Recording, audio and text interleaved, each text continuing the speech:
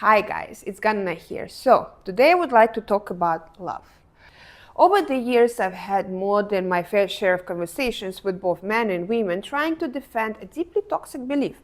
Love will cure it all. As in, my love will fix him or her. When I first wanted to talk about healthy and unhealthy love, I assumed this would be a simple topic. But as I started preparing, I realized just how complex and layered it really is. So instead of one video, I decided to turn into series, where each episode explores biologic and psychological foundations of romantic love and different psychological states that are often confused with love. And to make things more relatable, I'll be using examples from childhood stories, cartoons, and movies many of us grew up with.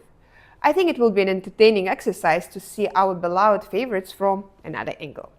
In this episode, I will talk about neurobiology of romantic love. When we are attracted to someone, that person begins to occupy our brain cells, almost like a virus, triggering the release of neurochemicals responsible for attraction, arousal, and even obsession. So, the first neurotransmitter is dopamine, and it's brain's main chemical messenger of reward system.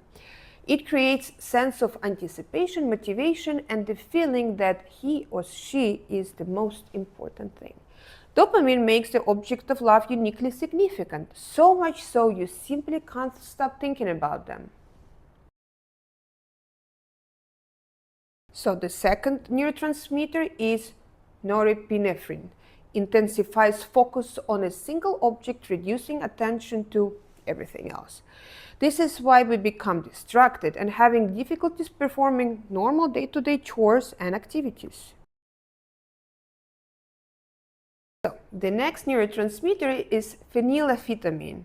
It's often called the molecule of falling in love. It enhances the effects of dopamine and norepinephrine and creates feelings of lightness, elevated mood, strong chemistry, something like I said, come on, baby, turn the lights on. So this neurotransmitter, serotonin, is a chemical that helps brain maintain its internal balance.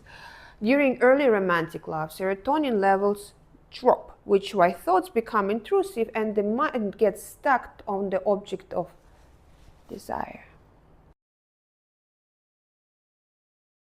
And finally, oxytocin and vasopressin are responsible for closeness and trust. These chemical messengers come into play later through shared experiences, physical contact, and care, helping transform attraction into attachment. Putting it all together, attraction and early love are states characterized by high dopamine, high norepinephrine, and low serotonin. Against this neurochemical background, the brain begins to build an internal model of the other person, a mental representation that helps us predict how they will behave and what they will feel. As I mentioned earlier, the brain is not exactly in a balanced state.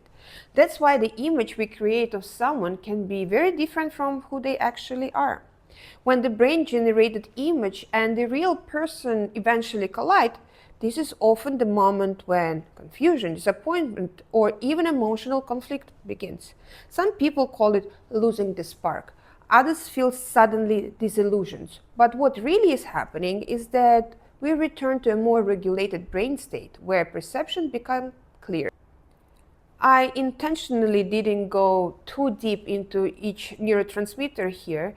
And if you would like more detailed breakdown of the neurotransmitters involved in romantic love and attraction, please do let me know in comments and I will make a separate episode focused entirely on that. That's it for this episode on biological foundations of romantic love. Hope you enjoyed it and looking forward to the next episode about psychological foundations of romantic love. See ya!